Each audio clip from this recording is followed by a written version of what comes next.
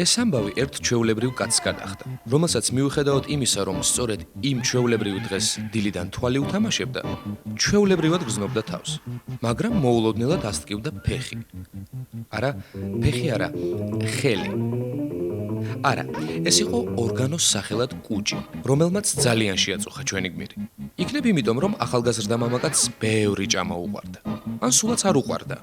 მაგრამ ფაქტია, რომ ეს არ იყო ჩვეულებრივი ტკივილი და ჩვენი გმირიც იქითკენ გაემართა, სადაც უკაცრავად სადაც ტკივილს შეუმსუბუქებდნენ. მალე აღმოჩნდა, რომ საქმე არც ისე მსუბუქად გამოიყურებოდა. ისევე როგორც დასმული დიაგნოზი. უფრო გასაგებად რომ ვთქვათ, ჩვენს გმირს სასწრაფოდ ესაჭიროებოდა ოპერაცია. და აი აქ იწყება ყველაზე საინტერესო. ექიმები რა თქმა უნდა შედიოდნენ ჩვენი გმირის არასახარბიელო მდგომარეობაში. მაგრამ სულ დაგვავიწყდა გვეთქვა, ჩვენი გმირი მარტოხელა კაცი გახლდათ და სამწუხაროდ არც ფინანსური სიძლიერით გამოირჩეოდა. თუმცა ორგანოს სახელად კუჭი არ ითმენდა. ასე რომ ჩვენი გმირი ოპტიმისტური შემართებით შეუდგა გამოსავლის ძიებას. ეძია დიდხანს და დაჟინებით. ეძია ყველგან და ყველაფერში. აშრიალა და აშრიალა სხვადასხვაგვარი ფურცლები. თუმცა ამ არასახარბიელო მდგომარეობას მხოლოდ კონკრეტული ქაღალდების შრიალი შველოდა. არა, გარშემო ყველას გადასარევად ესმოდა მდგომარეობის სირთულე. მაგრამ რა მათი ბრალი იყო, რომ ჩვენი გმირი ასე არაჯანსაღად ცდილობდა პრობლემის გადაწყვეტას. ორგანო კი სახელად კუჭი მართლაც რომ ვეღარ ითმენდა. ჩვენი კუჭმტკივანი გმირი კი თანდათან სხვა განყოფილების პაციენტად ყალიბდებოდა. არა, მის ცხოვრებას წინ ნამდვილად კატამ. არა, ამ კატამ არა. აი ამ კატამ გადაურბინა. თუმცა ამას არ აქვს მნიშვნელობა. მთავარია რომ იძაბება სიტუაცია და ჩვენი ახალგაზრდა, მაგრამ მარტოხელა, ფინანსურად არც ისე ძლიერი და კუჭმტკივანი გმირი საკმაოდ რთულ მდგომარეობაში აღმოჩნდა. სამწუხაროდ.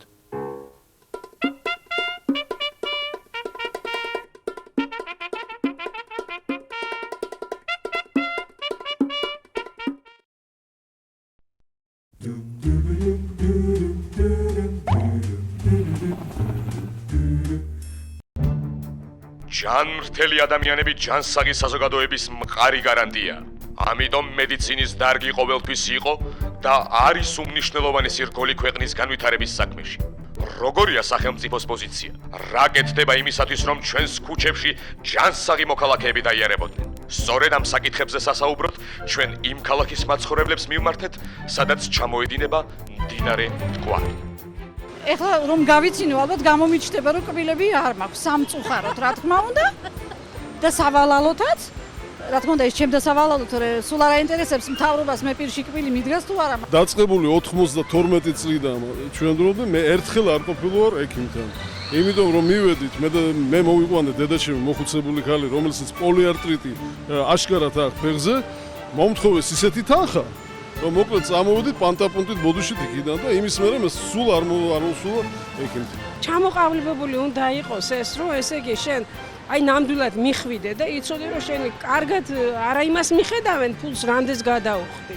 არამედ იმას რა გჭირს, როგორ ახარ. და მაინც რატომ არიან მოკლებულნი ჩვენი მოქალაქეები ჯანმრთელობის შეუდარებელ სიამოვნებას? ეს ისეთი სიამოვნებაა, რომელიც ძვირი ღირს. ძალიან რთულია და ხელმოუწვდომელია, რომ იზრუნოს ადამიანი თავის ჯანმრთელობაზე. ჩვენს ქვეყანაში, ჩვენს საყვარელ სამშობლოში ძალიან რთულია ნამდვილად სამედიცინო დახმარების მიღება. როცა რომ ვაჟი მყავდა მოწამლული და ერთი ღამე მხოლოდ ერთი ღამის გათანება სტაციონარში 50 ლარი დაუჭდა. მე ვიძახი ყურადღებაზე, პირველ რიგში უნდა მოაქციონ ყურადღება ავანტყოფს და არა იმას, ესე იგი ჩქარაფული მომეცი და ნაწყენი ვიღაც რო დარბის, რომ იმას ცოტა მეცი თუ მეტი მიეცი. ეს ცოტა მე არ მინდოდა სულ, მაგრამ თქვენ ისე საოცრად მეკითხებით. მეც თუ მიკვის რომ თქვი. საქართველოში რომ სტატისტიკა არსებობდეს, არ იარსებებდა ხალხის ქუჩაში გამოკითხვის აუცილებლობა. ფიქრი მტკვრის პირას.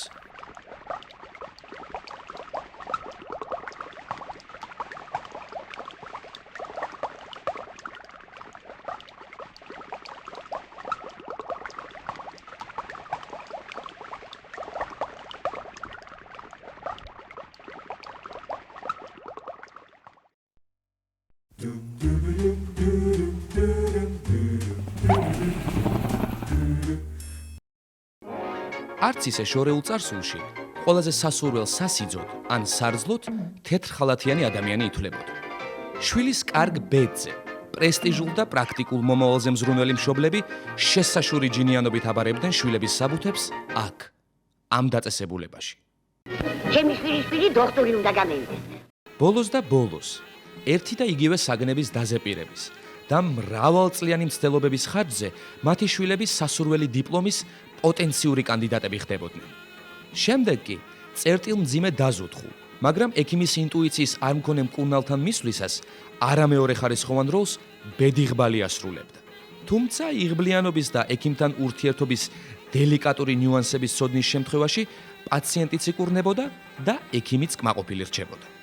ერთი სიტყვით, იმ დალოცვილ კომუნისტურ ეპოქაში მცირედი ძღვენის ხარჯზე ორივე მხარე ბედნიერი იყო. ეს იყო ადრე. ახლა რეფორმის თანახმად პაციენტს სამკურნალოდ იმხელა თანხა სჭირდება, რომ ექიმის პატივისცემაზე ფიქრი აღარ მოეთხოვება. პაციენტის მიერ გადახდილი თანხიდან კი ექიმის პროცენტი იმდენად მცირეა, რომ ზომა გადასულ მზრუნველობაზე ოცნებაც ზედმეტია. წესით ამ რეფორმისგან ყველაზე მეტად რასაც უნდა ეხეირა ბიუჯეტს. თურმე ისიც უკმაყოფილოა. შედეგი კი ასეთია. კლინიკებს პაციენტები გამოელიათ. ჩვეულებრივ მოქალაქეებს კი საკუთარ ჯანმრთელობაზე ზრუნვის სურვილი. რაც უფრო მაღალია რეფორმისტული ჯანმრთელობის დონე, მით უფრო დაბალია ტრანსფორმირებულ თუ რაღაც ამდაგვარ პაციენტთა რიცხვი. საყოფაცხოვრებო დასკვნებიდან.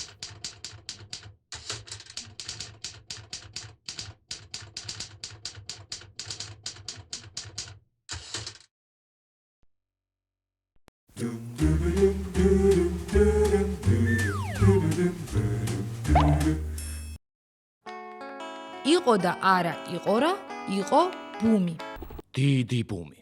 მოვიდა სწორედ იმ დროს, როდესაც სჭირდებოდათ. ხალხს სჭირდებოდა. ან იქნებ სულაც არ სჭირდებოდათ, მაგრამ ძალიან აინტერესებდათ, ვინაიდან მანამდე მსგავსი არაფერი ენახათ. Танцевать будут все, двигаться друг за другом.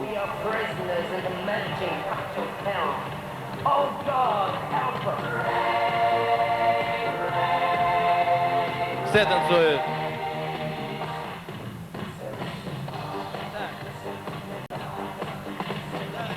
ისევე როგორც ყველანაირი ბუმი, ეს ბუმიც შესაფერის დროს დაიწყო.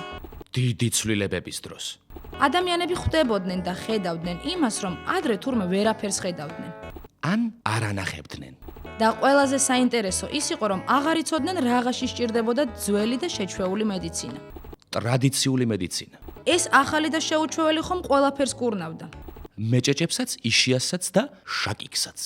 და რაც მთავარია, ყოვლად უმტკივნეულო, სასიამოვნო და სწრაფი მკურნალობის მსურველთა რიცხვი დღითი დღე იზრდებოდა. ტრადიციულ კვალიფიციურ ექიმებს კი აღარ დარჩათ სამკურნალო ობიექტები. პაციენტები. ქვეყანას ტრანსში, ფსიქოთერაპიული გიპნოზისა თუ ექსტრასენსული ზემოქმედების ქვეშ სიამოვნებდა ყოფნა.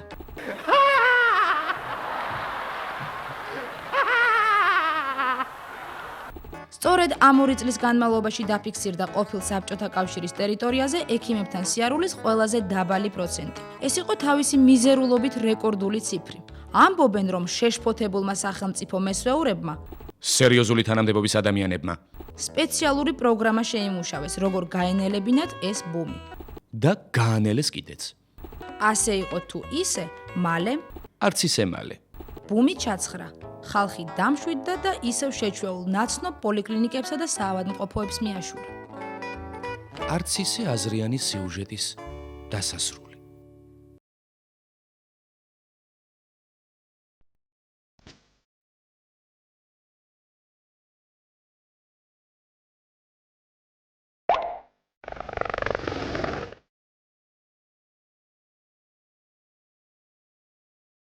ხო და ასე იყო. ჰიპოკრატეს ფიცი როგორ არ ვიცით. აბა ისე ხალათებს ვინ დაგვირიგებდაო. მაგრამ იმ ხალათებს თუ ხართ დაკვირვებული, ჯიბეებიც აქვს მიკერებული. უჯიბეებო ხალათები მოდაში აღარ არისო.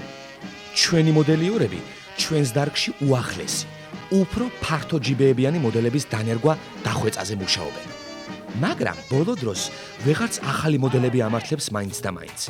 რაღაც სულ ჯანსაღად გრძნობენ თავს ჩვენი თანამემამულეებიო. არადა, მოჩვენებითია ეს სიჯანსაღი. მოჩვენებითი. აბა ერთი კარგად გაგვესინჯონ. თუ არ აღმოაჩნდეთ რამეო.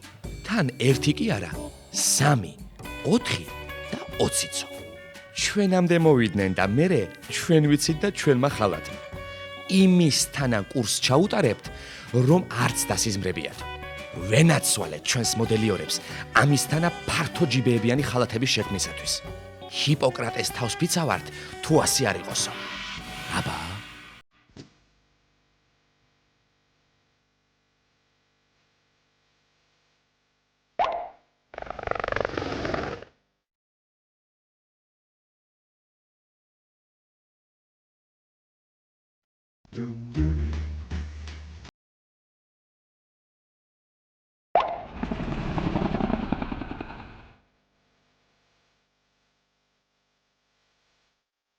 ანტონ ჩეხოვს თავი კარგ მწერლად არასდროს ჩაუთვლია. სამაგიეროდ ძალიან ხშირად უთქვამს, რომ კარგი ექიმი იყო. მიუხედავად იმისა, რომ საზოგადოებაში მისი სამწერლო საქმიანობა უფრო მეტი პოპულარობით და ნდობით სარგებლობდა ვიდრე სამედიცინო, წელს არც ერთი წუთით არ მოსვლია თავში აზრი უარი ეთქვა ექიმობაზე. მთელი ცხოვრება იგი უბნის ექიმად მუშაობდა და წელიწადში დაახლოებით 3000 ავადმყოფს იღებდა. მართალია სამედიცინო პრაქტიკას მატერიალური შემოსავალი თითქმის არ შემოჰქონდა, მაგრამ პაციენტებთან ურთიერთობით ჩეხოვი მდიდარ შემოქმედებით მასალას და ენერგიას იღებდა. მე რომ ეს პროფესია არ მქონდეს, ალბათ ლიტერატურას არ მივუძღვნიდით ჩემს აზრებსა და თავისუფალ დროსო, წერდა იგი. მედიცინის მამამ ჰიპოკრატემ კი მთელი თავისი ცხოვრება მიუძღვნა მედიცინას. არსებობს ასეთი ლეგენდაც, რომ თითქოს ერთ-ერთი მოგზაურობის დროს მას გზაში დაჭრილი კაცი შეხვდა, რომელიც სახლში წაიყვანა და უმკურნალა. ვიდრე განკურნავდა, გაარკვია, რომ პაციენტი მისი ოჯახის მოსისხლე მტერი იყო. მაგრამ მიუხედავად ამისა, დაჭრილის მკურნალობა არ შეუწყვეტია. პასუხი მხოლოდ მაშინ მოსთხოვა მტერს, როდესაც იგი აბსოლუტურად გამოაჯამრთელა.